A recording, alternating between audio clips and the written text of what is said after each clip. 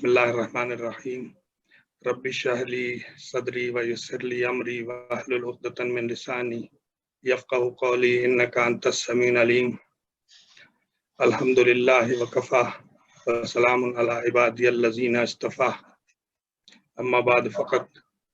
قال اللہ تبارک وتعالی فی محکم کتابہ الحکیم وفرقانہ الحمید وہو اصدق الصادقین وقولہ الحق بسم اللہ الرحمن الرحیم انه لقرآن کریم فی کتاب مکنون لا یمسہ الا المطہرون۔ عزیزان اکرام، ناظرین محترم، علماء ذی وقار، بہت ہی مختصر سے وقت میں اس کریم اور کرامت کے سلسلے کو آپ کی خدمت میں پہنچانا چاہتا ہوں۔ سورہ واقعہ کی جن آیات کی تلاوت کا شرف حاصل کیا ہے، اس میں معبود حقیقی ارشاد فرما رہا ہے انہ لقرآن کریم، یقیناً یہ قرآن کریم ہے، فی کتاب مکنون، یہ ایک پوشیدہ کتاب کے اندر محفوظ ہے، لا یمسہ الا المطہرون، اسے کوئی چھو نہیں سکتا ہے، اس تک کسی کی رسائی نہیں ہو سکتی ہے، اس کے حقیقت تک کوئی پہنچ نہیں سکتا ہے، اس کو کوئی درک نہیں کر سکتا ہے۔ سبحان اللہ۔ الا المطہرون، علاوہ ان افراد کے کہ جن کے سروں پر خداوند عالم نے تاج طہارت رکھ کر اس کائنات میں منصب ہدایت ان کے سپرد کیا ہے۔ یہ پہلی ہی موقع پر خداوند عالم نے جب قرآن کا تعارف کرایا تو کہا کہ انہ لقرآن کریم، بے شک قرآن کریم ہے۔ جب قرآن کہاں نازل ہوا؟ ہمارے پیغمبر اکرم کے سینے پر نازل ہوا تو ارشاد ہوا قرآن ہی میں انہ لقول رسول کریم، بے شک یہ قول من جانب اللہ رسول کریم کا ہے۔ اب آنے والا قرآن کریم جس نے بھیجا، تو پھر قرآن میں ارشاد ہوا بسم اللہ الرحمن الرحیم یا ایھا الانسان ما غرک بربک الکریم، اے انسان تجھے کس شے نے دھوکے میں رکھا تیرے اس رب کی طرف سے کہ جو صرف رب نہیں ہے بلکہ رب کریم ہے۔ تو یہ کریموں کا سلسلہ ہے۔ آنے والا قرآن کریم جس کے سینے پہ نازل ہوا وہ رسول کریم، جس نے بھیجا وہ رب کریم۔ تو یہ کریموں کا سلسلہ ہے۔ میں آپ کی کو زیادہ زحمت میں نہ ڈالتے ہوئے اس سلسلے کو پائے تکمیل تک پہنچانا چاہتا ہوں، کیونکہ دو کریموں کا تذکرہ ہے، اور وہ بنی ہاشم کے دو عظیم کریم، ایک ایسا کریم کہ جس نے پیغمبر اکرم کی شادی کے موقع پر ایسا عظیم ولیمے کا اہتمام کیا کہ جس کی مثال تاریخ میں نہیں ملتی۔ وہ کریم ابو طالب کہ جس کے لیے قرآن کریم میں ایک ایسا استدلال ملتا ہے کہ جو ثناخوان پیغمبر بھی ہے، جو ثناخوان معبود حقیقی بھی ہے، اور جو حامی پیغمبر ہے، اور ایسا حامی ہے کہ جب قرآن کریم میں ارشاد ہوا جناب عیسیٰ نے اپنے حواریون سے کہا بسم اللہ الرحمن الرحیم وَإِذْ قَالَ عیسیٰ ابن مریم للحواریون من انصاری للہ، جناب عیسیٰ نے اپنے حواریون سے کہا تم میں سے کون ہے جو اللہ کے لیے میری مدد کرے؟ قال الحواریون، تو حواریون نے کہا نحن انصار اللہ، ہم ہیں اللہ کے مددگار۔ تو جناب عیسیٰ نے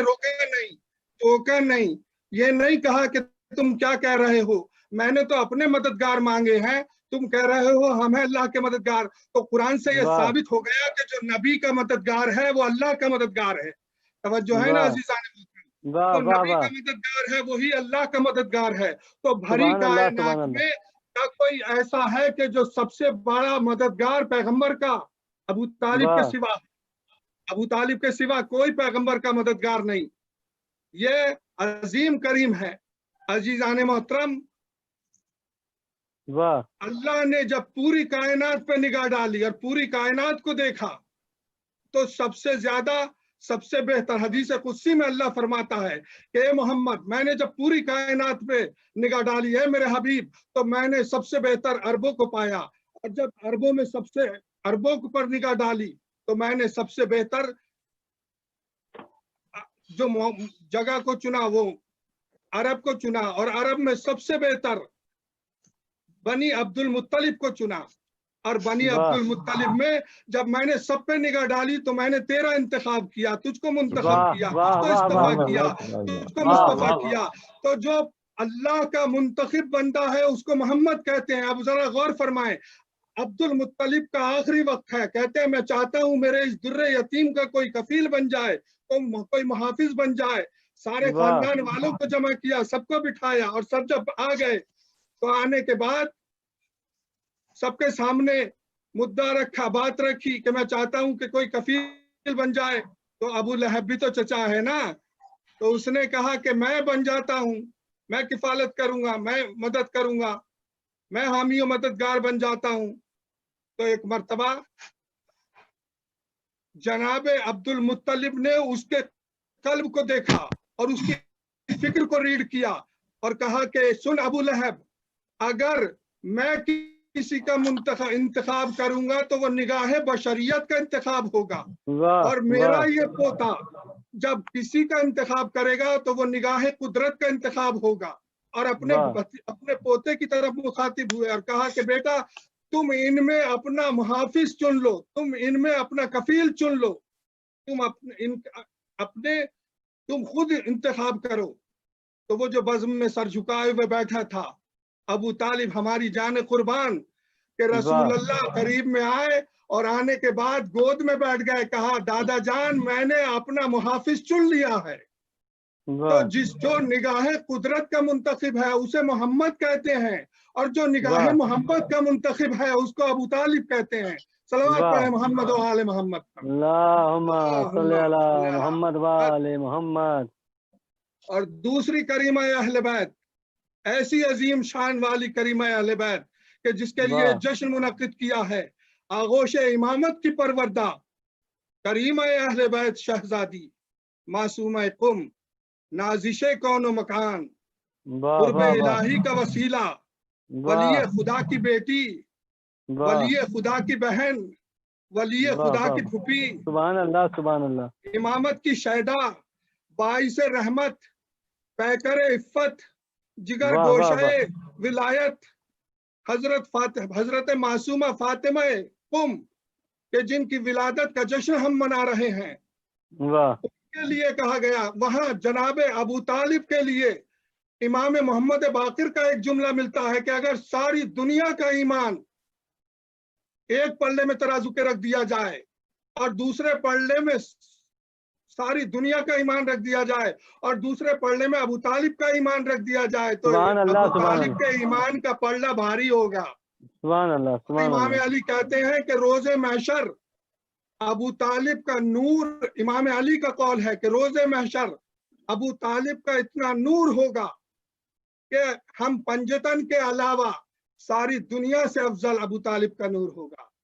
تو یہ ابو طالب ہے کہ جن کا جشن منایا جا رہا ہے، اور یہ کریمہ اہل بیت کہ جس کے لیے ہمارے امام نے کہا، امام رضا کا قول ہے کہ جس نے معصومہ کی زیارت، یعنی جس نے حضرت معصومہ کے روضے کی زیارت کی اس پہ جنت واجب ہے۔ اور امام جعفر صادق علیہ السلام فرماتے ہیں کہ اللہ کا ایک حرم ہے جو مکے میں ہے، اور نبی کریم کا حرم ہے جو مدینے میں ہے، علی کا حرم ہے جو کوفے میں ہے، اور ہم اہل بیت کا حرم قم میں ہے۔ جب سبحان اللہ سبحان اللہ تقلید آیت اللہ کا ایک تذکرہ ہے کہ انہوں نے کہا کہ میں جاننا چاہتا ہوں کہ فاطمہ زہرا کی قبر کہاں ہے، اور انہوں نے یعنی آیت اللہ مراشی کے والد انہوں نے 40 دن کا چلہ کیا یہ جاننے کے لیے کہ فاطمہ زہرا کی قبر کہاں ہے، اور جب 40واں دن آیا تو خواب میں امام علی تشریف لائے، کہا تم کیوں جاننا چاہتے ہو فاطمہ کی قبر کو؟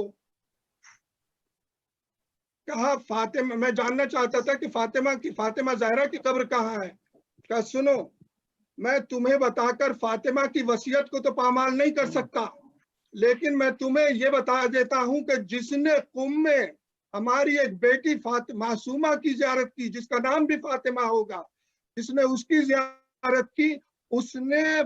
وہی ثواب ملے گا جس نے کہ فاطمہ زہرا کے روضے کی زیارت کی۔ سبحان اللہ، سبحان ہے نا اللہ، عزیزان محترم؟ ماشاء تو اللہ۔ اتنی عظیم شہزادی،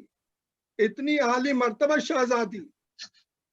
کہ جس کے روضے پہ کی زیارت جنت کا باعث ہو، جس پہ جنت واجب ہو جاتی ہے، اس کا جشن ہم منانے کے لیے یہاں پر بیٹھے ہوئے ہیں۔ انہی الفاظ کے ساتھ میں اپنی بات کو اختتام کرتا ہوں کہ